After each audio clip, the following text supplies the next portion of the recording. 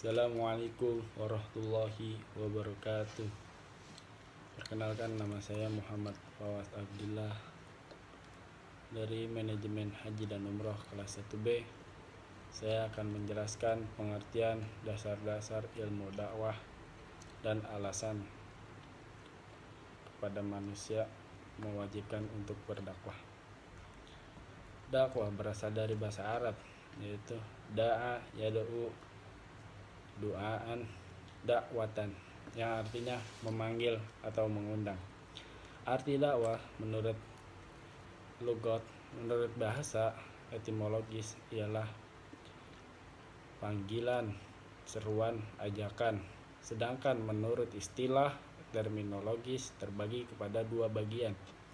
Pertama, arti dakwah Islam dalam arti terbatas adalah penyampaian Islam kepada manusia, baik secara lisan maupun tulisan atau secara manusia. Yang kedua, arti dakwah dalam arti luas ialah seluas kehidupan dan penghidupan itu sendiri. Dan alasan-alasan umat Islam wajib berdakwah: yang pertama, dakwah merupakan jalan hidup Rasul dan pengikutnya. Kedua, dakwah merupakan karakter orang-orang yang muflih atau bisa disebut beruntung. Ketiga, dakwah merupakan ciri umat yang baik. Yang kedua, sebutkan dan menjelaskan unsur-unsur dakwah. Di sini saya akan menjelaskan unsur-unsur dakwah. Unsur-unsur dakwah itu terbagi 6 bagian. Pertama, ada dai, perilaku dakwah. Kata da'i secara umum sering disebut dengan kata mubalik, orang yang menyempurnakan ajaran agama Islam.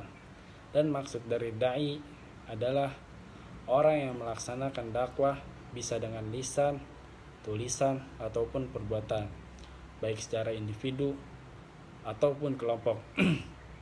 Yang kedua, mad'u. Maksud dari mad'u adalah manusia yang menjadi sasaran dakwah, baik sebagai individu ataupun kelompok, baik yang beragama Islam dengan tujuan meningkatkan kualitas keimanannya ataupun sasarannya kepada non-muslim dengan tujuan mengajak mereka mengikuti ajaran agama Islam.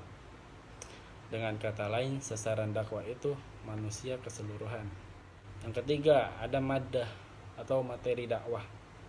Maksud dari maddah adalah masalah isi pesan dan atau materi yang disampaikan dari da'i ataupun mad'u.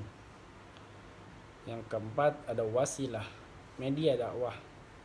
Maksud dari media dakwah di sini adalah alat yang digunakan untuk menyampaikan materi dakwah kepada penerima dakwah. Yang kelima, ada thariqah atau bisa disebut metode dakwah.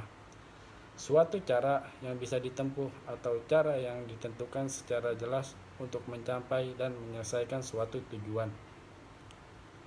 Rencana sistem tata pikir manusia. Yang keenam, atsar, bisa disebut efek dakwah. Pengertian dari atsar itu sendiri adalah sisa atau tanda keadaan setelah dakwah berlangsung. Dan yang ketiga, saya akan menjelaskan 3 ringkasan pendekatan mempelajari ilmu dakwah. Yang pertama, pendekatan istiqra, yaitu proses menemukan metode dakwah dengan cara proses penelitian. Yang kedua, pendekatan iktibas, proses menemukan metode dakwah dengan cara meminjam ilmu lain. Dan yang ketiga, pendekatan istinbat, yaitu metode uswatun hasanah yang dikembangkan dari Al-Quran surah Al-Ahzab. Dan yang keempat, sebutkan tahapan-tahapan dakwah. Tahapan-tahapan dakwah itu ada beberapa. Yang pertama, nafsiyah.